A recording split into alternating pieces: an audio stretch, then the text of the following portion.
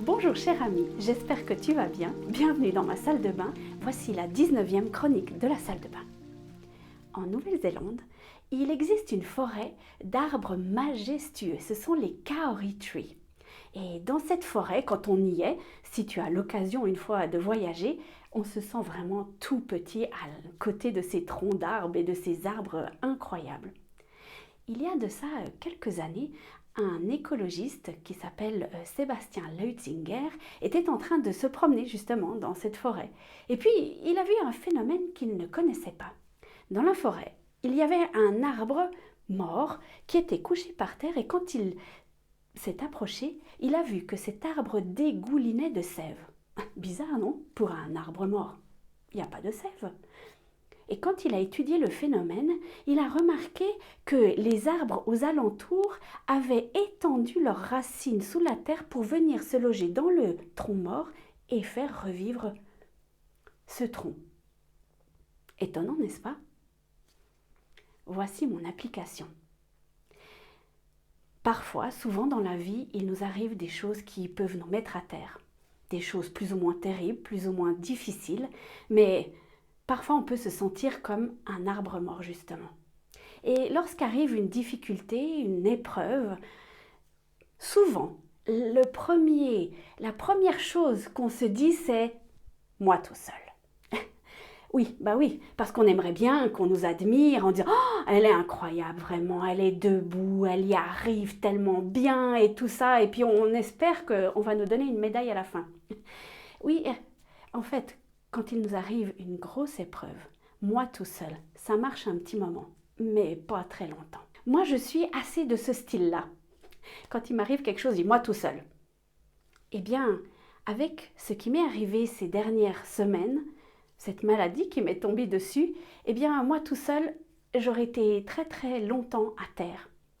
Quand j'ai commencé à dire ce qui m'arrivait autour de moi, mes amis, ma famille, ont commencé à étendre leurs racines pour pouvoir me donner la sève suffisante pour pouvoir me faire revivre.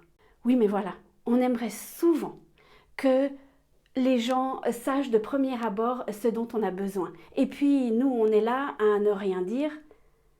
Ça ne marche pas comme ça. Quand on est à terre, notre travail, en plus de peut-être devoir se relever, c'est de dire les choses. Au début, ça peut te paraître vraiment insurmontable parce que peut-être que tu es quelqu'un qui n'arrive pas à dire ce qu'elle ressent, ce dont elle a besoin. C'est un exercice qui n'est pas facile. C'est un exercice qui demande de l'entraînement, comme beaucoup de choses dans la vie. Mais tu verras que, au fur et à mesure que tu dis tes besoins, que tu dis là aujourd'hui ça va pas. Ah oui, ça une petite chose parce que on est champion hein, quand on vient vers nous on peut dire alors comment ça va puis tu dis ah mais ça va très bien, il y a aucun problème. Alors que tu es complètement effondré, tu es en morceaux à l'intérieur de toi. Peut-être que le premier pas pour toi c'est de dire aujourd'hui ça va pas du tout, même pas du tout. Et tu es d'accord avec moi que lorsque une de tes amies ou un de tes amis te dit j'ai besoin d'aide, je ne me sens pas bien, est-ce que tu veux bien prendre du temps pour toi? Tu es la première ou le premier à dire mais bien sûr je suis là pour ça. Et puis pourquoi c'est si difficile quand c'est à nous que ça arrive? Parce que justement ça nous montre notre vulnérabilité. Il y a une excellente conférencière qui s'appelle Brené Brown qui est spécialiste justement de la vulnérabilité. Et elle dit que lorsqu'on est vulnérable, eh bien, on s'ouvre à toutes les émotions. Et lorsqu'on verrouille la vulnérabilité, eh bien, on se verrouille à toutes les émotions. Quand on verrouille ce qui nous fait souffrir, la honte, toutes ces émotions négatives, et qu'on décide de ne pas les vivre, eh bien, on se verrouille aussi à la joie, à la gratitude, à des tas de belles choses. Alors, oui, être vulnérable et dire que ça ne va pas, c'est difficile. Ça demande un effort, ça demande de se mettre à nu. Mais ça apporte tellement plus.